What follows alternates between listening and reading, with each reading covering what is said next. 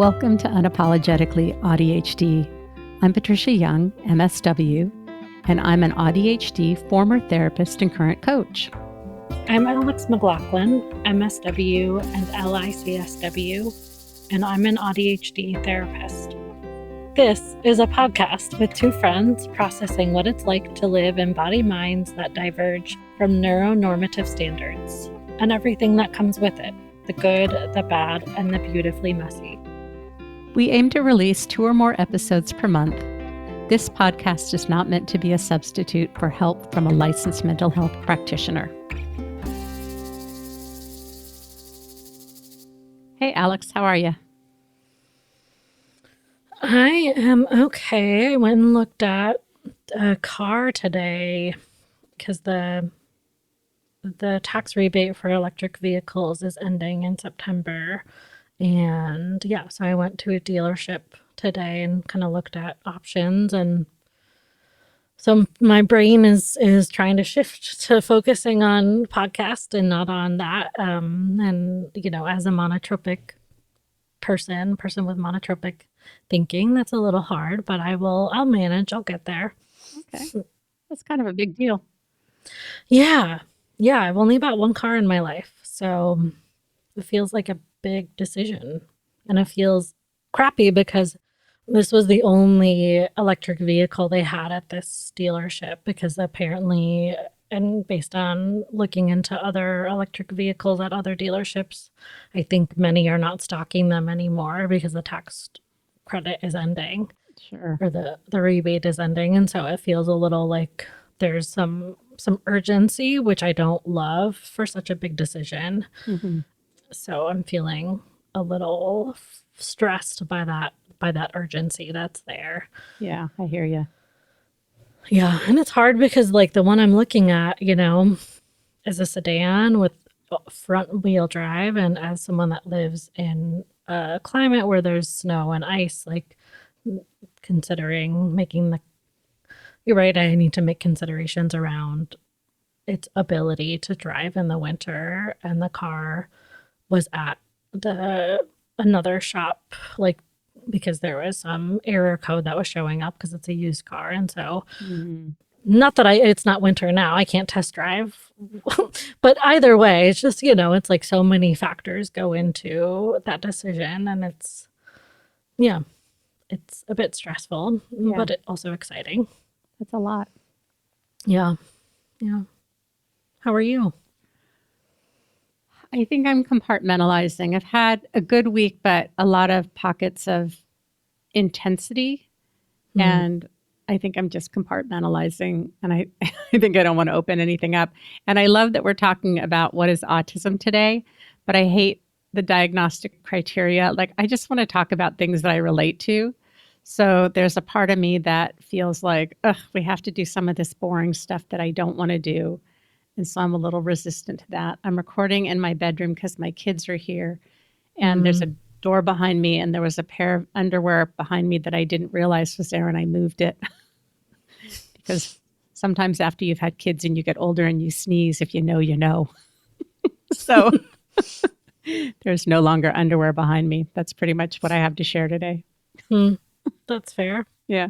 You know, yeah. I'm glad you're honoring, though, that, right, there's some compartmentalization happening, and you want to leave some of those boxes closed, and naming that and honoring it, I think is healthy. Oh, you're so sweet. Yeah. Well, let's get started in talking about what is autism. And our plan is to look at the diagnostic criteria from the DSM. And then as we share bits of it, we'll talk about how that shows up for us. Because when I look at the DSM criteria, I don't even see myself in it. And it was written from a deficits-based model, and it doesn't take into consideration. We'll talk about this as we go on. Like, if you had 2 autistic people together, this would look very different. So I'm going to let you start us out, and you're going to lead the conversation because this is the stuff that you're really good at. Yeah. Well, thank you. I think you're probably good at it too. You maybe just don't give yourself that credit. So I want to start off with some definitions. So for those that don't know, Patricia, can you define the DSM? It's a stupid book called the Diagnostic Statistician's Manual. There are lots of versions. A lot of rich white men sat around and figured out how to judge and diagnose people. If I were going to be a little bit less biased, I would say it is what is used to diagnose lots of conditions, including autism. Yeah, I mean, yeah, and it does have a fraught history, right? I think it was a bunch of white dudes and like, right, mostly psychiatrists getting together to be like, okay, what are some conditions, right? Quote, I'm using air quotes here, that we can create to like get insurance to pay us for meds that we prescribe, right? Like, you know what I mean? Like, it is a very fraught history, and like, and it's been weaponized against like Black folks, you know, other individuals that have marginalized identities. And so, yeah, it's not a perfect tool. It's subjective. Like, what one person might diagnose is going to be completely different than another person, unfortunately. And so, that being said, it is like something that, in order to get like reimbursement or really, like, I don't go through insurance as a therapist, but like I still have to provide a diagnosis legally. Mm-hmm. And so, right, it's a game we have to play in order to provide the services for those of us that are mental health professionals, like therapists, psychiatrists, you know, etc. You know, and right, it can be helpful. I think like without it, right, we wouldn't have this language around a different neurotype, right? If someone's diagnosed with general anxiety versus OCD, that's very different type of therapy. And so, right, like there are some benefits to it. And right, it does have a fraught history. When you say deficit model, can you, for those maybe that, you know, haven't really heard that term, can you provide a little definition? Sure. That when these white dudes got around, and if we're going to talk about specifically autism, that they viewed people and children with autism as having deficits. There was something wrong with them. It was measured against what a neurotypical standard is. It was what was observable. It was mostly in white boys. Often a lot of what the autism criteria is how much does it make other people uncomfortable.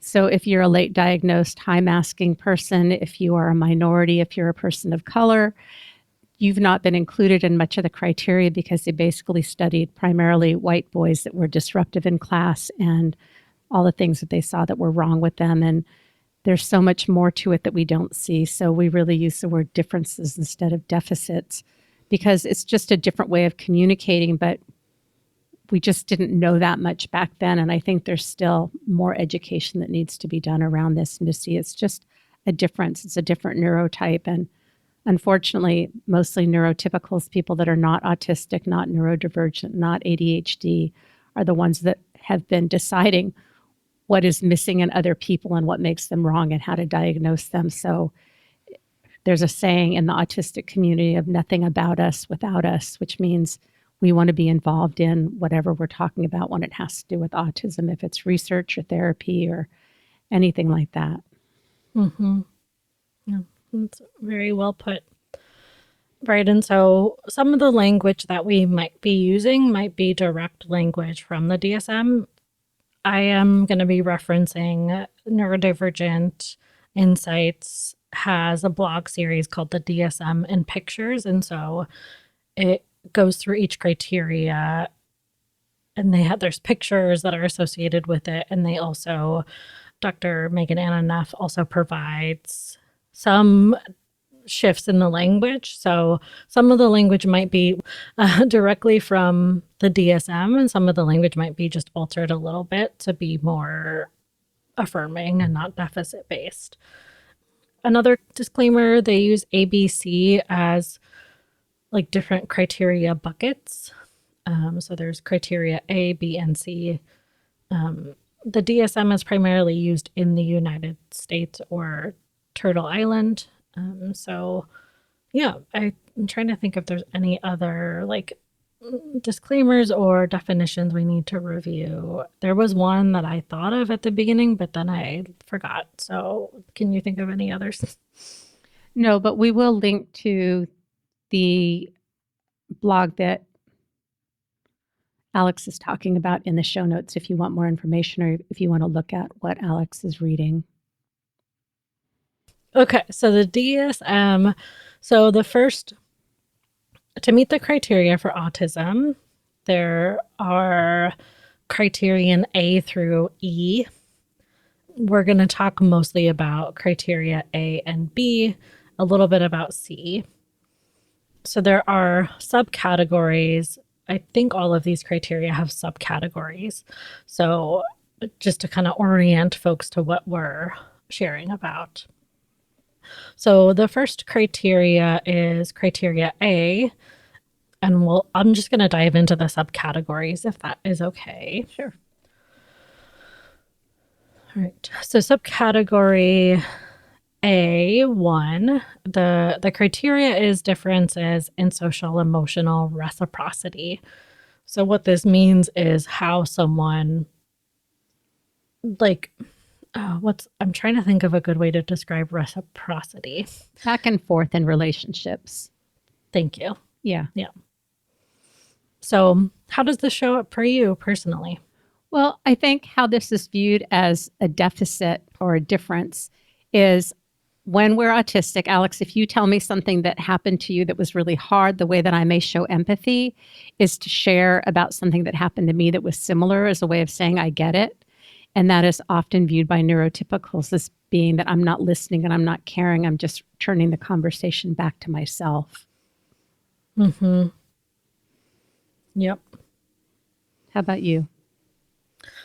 Yeah, I do that. I am looking at the criteria on the blog post, and one of the things that it says is a tendency toward a flat affect or monotone voice. And by flat affect, that's more of like a neutral face, so not really expressing emotion. In therapy speak, we might say that someone's like affect is incongruent with the emotion they're conveying, meaning it doesn't match. I know that, yeah, I've been given that feedback, and even like watching some of our clips of the podcast back, I'm like, wow, like I really am unmasking because there's nothing really happening on my face. Right. And so I think for those of us that mask, this might be an area, right? We might suppress that urge to share something about ourselves as a way to say I relate, or we might overly express in our voice or in our face as a form of masking because we're seeing people around us doing that and we're trying to quote unquote fit in. Yeah. I admire that about you. And as much as I try and unmask, it's really a challenge for me. And when I've worked with people that don't have a lot of affect or don't have a lot of feedback, I've had to work through how much I depend on that because it makes me feel more comfortable, which again, all of these are about what makes other people comfortable or uncomfortable. Mm-hmm. Yeah. I think another way this shows up for me is like, I might provide like one word responses or might not provide much of a verbal response to someone. Like I might just kind of nod or shake my head, like, whereas like the quote unquote expected response would be more of a flushed out, response or eye contact. I think this is going to be a big one is like comfort with eye contact. And so I know I for so long took this so literally, and I would just like stare at someone's eyeballs really intensely, and like had been given feedback that like the way I engage in conversation can be really intense, but I'm like, I'm just following what the fucking social norms I thought were. Yeah. And some other examples are difficulty initiating conversation outside of areas of interest. So I know this is for sure true for me. Like if I'm entering in a situation where I don't know someone, I don't know what to say. Like I'm like, hi. But I'm pulling from scripts. If I am talking, I'm pulling from scripts. you're nodding and, I'm curious what your experience is with this one. Well, it's interesting. We've had repair people in the house the last couple of days, and I just let my husband deal with it because I don't want to hear it. I don't care. Like, give me the bottom line. I don't want to hear about all that stuff. And if you take two neurodivergent folks and set them down and they don't know each other and they can find a thread of commonality, you wouldn't see this lack of reciprocity. I know that it said areas of interest, but it's this expectation that we should be able to talk to anybody about anything, any time of the day, and find that deeply fulfilling and satisfying. And if you don't, there's something that is wrong, as opposed to we're just interested in what we're interested in. Mm-hmm. And with info dumping, when there's something that we're really excited about and we info dump and we don't take, there's not room for the other person to share because we're just so excited, that can also be seen as lack of reciprocity. And it's like, we're just into our stuff. And then maybe you're going to info dump about what you're interested in. And then maybe I'm going to info dump about what I'm interested in. They may not be related, but that's how we connect. But to a neurotypical, that is seen as lack of reciprocity because I should be responding to everything that you say in a way that appears meaningful. And it can also be seen as rude too. Mm-hmm. Like if you're not asking enough questions about another person, right? That can be seen as rude if you're taking up too much airtime with another person. Mm-hmm. Yeah. I tend to be very curious, and I've been told that I ask inappropriate questions. So I find myself often not asking questions because I don't want to be intrusive, but I'm genuinely curious. And that's just an area that I struggle with. And last night, my son came over and I hadn't seen him in a few days. And I said, I have a ton of questions to ask you. Do you need a couple minutes before you land? And he said, yes. And my husband jokingly said something like, implying that, I was being very talkative and inquisitive. And I took that as a criticism. And we talked about it later on, but I think that this is how things come up, that if I'm engaged and excited, then there's something wrong. If I'm not asking questions, there's something wrong. If I'm asking questions, it's too many questions. This bind that we have about how do we show up without having, and I did talk with my husband about it later, and he did not mean it as a criticism at all. But as I've grown in our relationship and can ask for reality checks and feedback after I have a very big internal reaction, I find that that's not where he's coming from. But I think so many of us have had trauma and negative feedback about how we show up, that it doesn't matter what we do, somebody's going to find something wrong with it. And we can go into that place of feeling really disempowered. Yeah.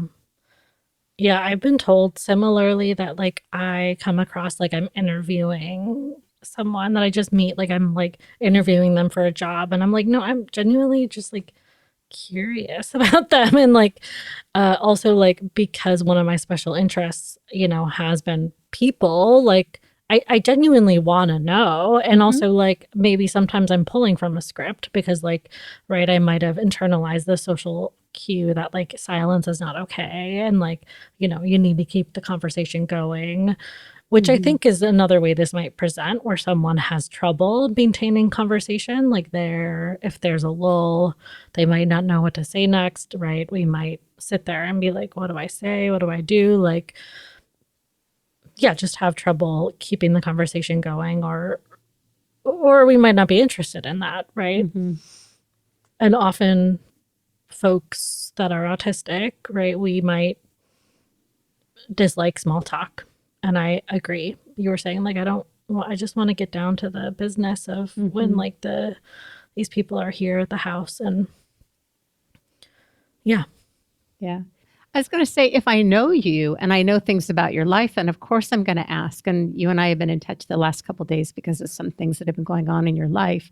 So once I have that foundation, then that is considered small talk. And sometimes I am interested in what the weather is like somewhere else. And sometimes I'm interested in food and recipes. And our special interests can be considered small talk. But if it's something that we're not interested in, we're just not interested in it.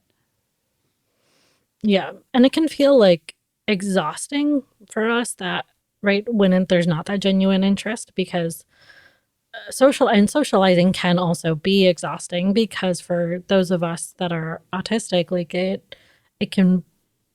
we need our prefrontal cortex to have those conversations because we're doing so much thinking. And and this isn't right blanket statement on all autistic people, don't have the intuitive know-how in social situations, right? That's not true, right? There are some folks that intuitively have picked things up, and right, sometimes we do have to think about what's expected here, right? And so all of that takes executive functioning. Yeah.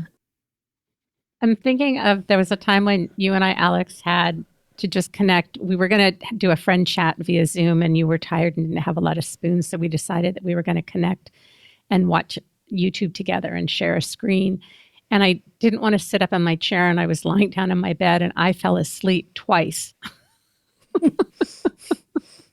while we were hanging out. And you were totally fine with it. And I think I was okay with it. This is how, as neurodivergent people, we allow room for each other. And instead of doing a chat, we were going to watch a video together. And then being on the bed just made me too tired and I fell asleep. But if you had someone who was looking at criteria, that would have looked like there wasn't reciprocity, but we were enjoying each other's company. It worked.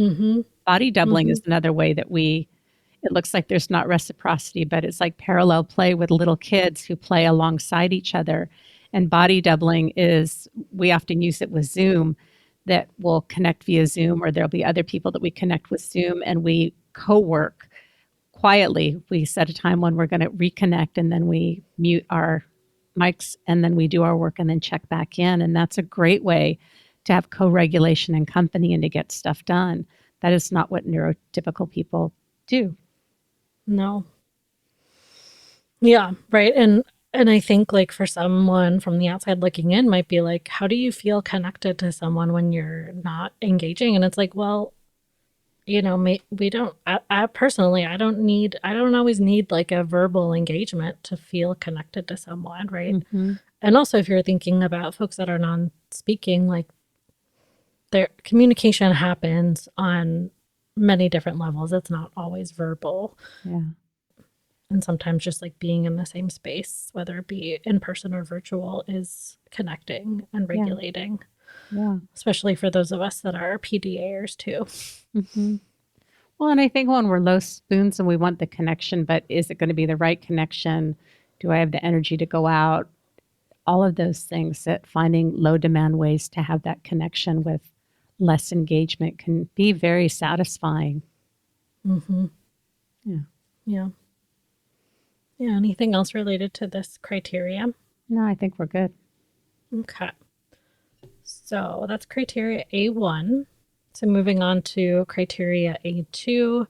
This is differences in nonverbal communicative behaviors used for social interaction. So I guess I maybe misspoke where the first one was talking about. This one's talking more about eye contact. So just want to provide that correction there. Yeah, but how does this show up for you? I'm cheating because I hate doing this stuff. I don't hate you, Alex, and I'm glad that we're doing it, but things that are formal and supposed to follow, like something like, oh, this is in the wrong place, I'm just like, ugh. I think this is where my ADHD part takes over. My autism, who likes things very precise, is like, this is just stupid. I think I'm going to let you share because I think we talked about some of this in A1. Yeah, so I personally, I'm going to be honest, I need the examples to like refresh my memory about how this might present. So difficulty intuitively understanding nonverbal social cues, so body language, gestures. For me, sometimes this happens, like I have to think about it. Like if someone has like a mad expression on their face, kind of eyebrows scrunched up, maybe their mouth is scrunched up, right? I have to be like, okay, I'm looking at them. Their eyebrows are doing this thing. Their mouth is doing this thing. Are they mad? Or are they thinking? Like I have to like think about and mentally process what I'm seeing and then take that into account. Whereas some people just intuitively understand all those things, maybe not all the things, but like if they're paying attention, right, to the other individual. I feel like this kind of goes along with the flat monotone. I think I did talk about it in facial expressions, but so the like flat monotone facial expressions, or not monotone. The monotone is voice, but like lack of facial expressions or minimally communicating facial expressions, including like emotions, but also eye contact. Mm-hmm.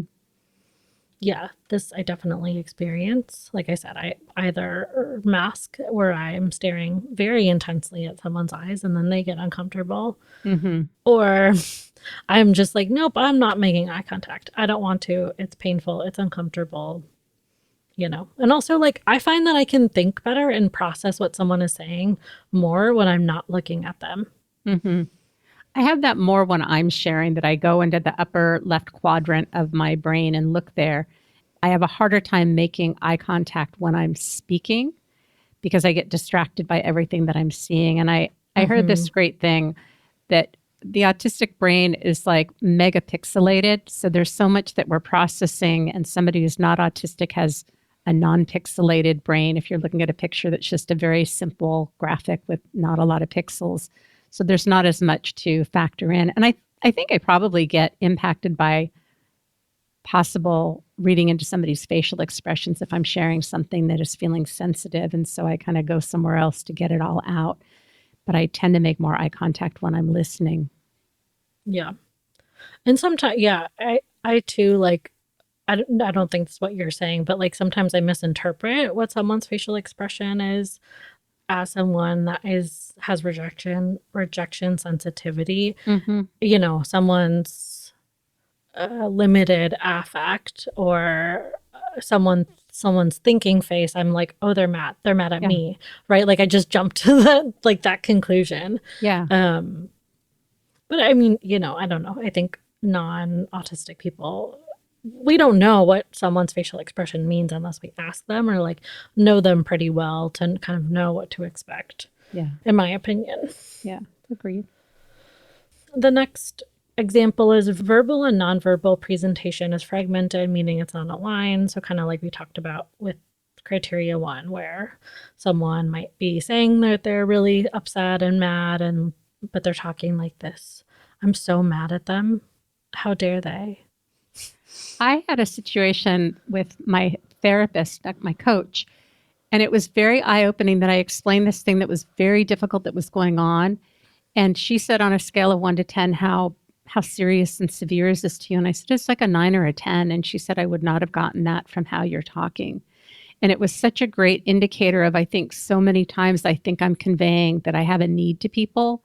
And because of my own trauma and my need to minimize, I don't convey the seriousness of that. And I think that that's really common for us, that this is what we're talking about, is that mismatch.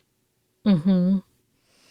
Yeah, and this can happen too, like in facial expressions or in, you know, mannerisms, right? It might mismatch. And part of me wonders, like, how much of this is due to some, like, possible alexithymia, which is, do you want to define that for folks? No, I'm going to let you define it. You're like, nope, that's boring. I'm not going to do it. So It's this the is fear where of someone not doing it correctly and thoroughly. Like I can give you, it's my ADHD. It's like, you know, not knowing what you're thinking and feeling. But I know that you can give so much more of a more complete answer than I can. Yeah, I mean, part of me is like, oh, should we challenge? Do you want to be challenged to No. provide? No. Okay, No, and that's fair. I'm really comfortable with, you've got strengths and skills and I have strengths and skills. And so like, let's lean on the things that you're really good at and let's lean on the things that I'm really good at. And I'm really comfortable with that. I don't have shame in saying like, this is what you're really good at. Like that to me, that's a fact, Jack. I mean, yeah, and like you define deficits really thoroughly and well, and you know. Yeah. So, I don't know. Maybe you're better than you think you are at it. I think when I understand a concept, I'm very good at explaining concepts, and things that are very complicated, I'm very good at breaking it down. But following a script that's supposed to include like these 5 elements, I don't trust myself because I'm really seeing how my processing is just very different. And I'm not like, I'm okay with it, but I'm just seeing where it's just very different. Yeah, I mean, I'll be pulling the definition of alexithymia out of my butt. So, Okay. for what that's worth.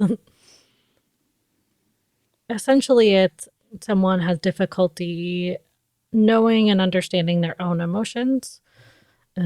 Some theorize that it's due to like a dissociation or disconnection from our bodies, differences in proprioception, which is our ability to sense our internal body cues, including emotions.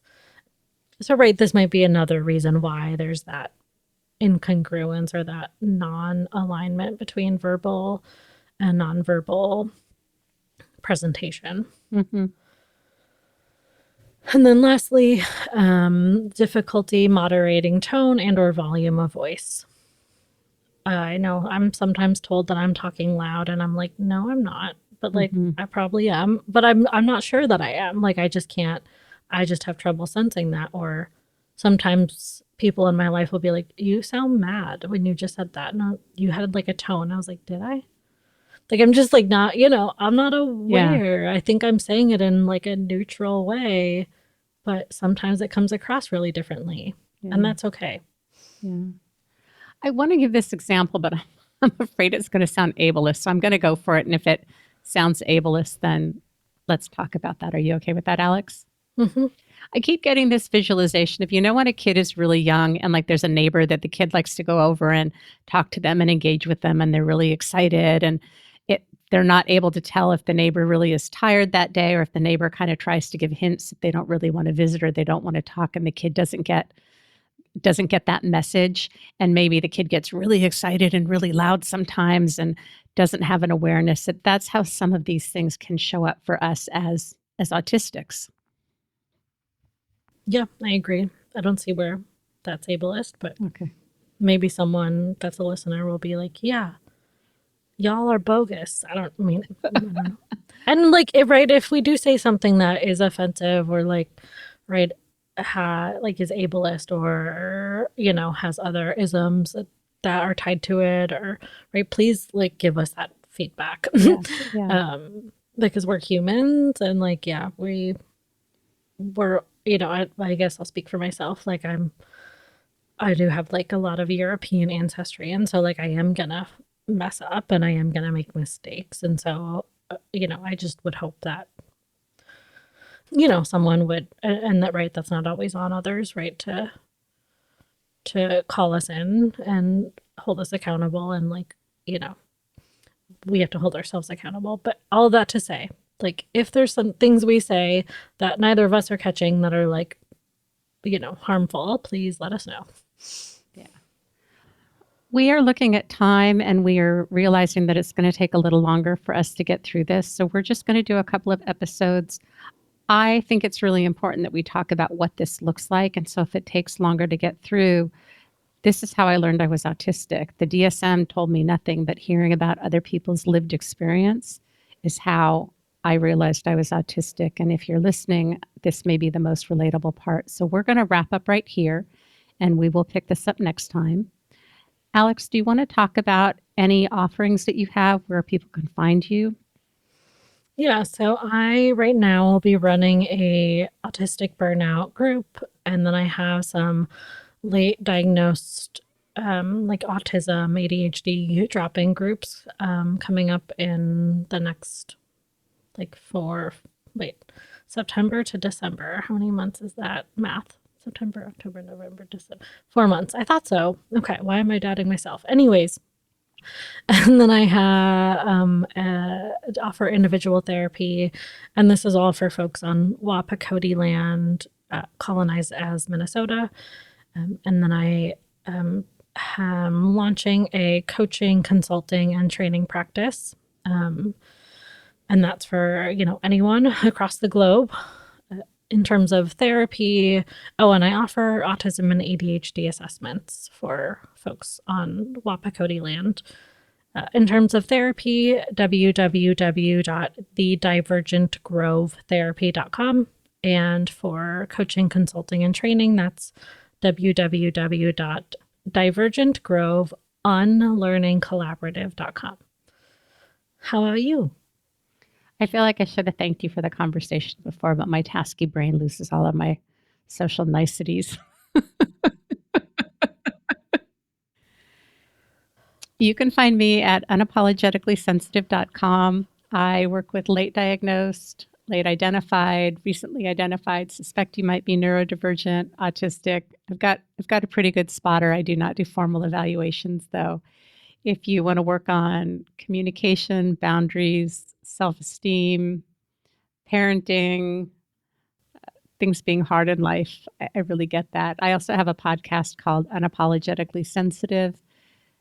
And if you want to reach out to either one of us about any feedback about this podcast at all, you can reach us at unapologeticallyaudhd@gmail.com. I think that's it. Anything else, Alex? Thanks everyone for tuning in, and we look forward to connecting next time. And feel free to leave comments, and we're a new podcast, so feedback and engagement I personally appreciate. I imagine you do too. So all right, thanks everybody. Have a great day. Bye. Thanks for spending time with us in this space where your too muchness is never too much. Remember, you're not broken, and you're definitely not alone. We're here to honor the complexity, celebrate the nuance, and walk this neurodivergent path together. You might consider giving us a rating and a review on the platform you listen to podcasts. It gives others an opportunity to see our podcast and walk this path with us. Until next time, stay curious, stay kind to your nervous system, and stay unapologetically AuDHD. You belong here.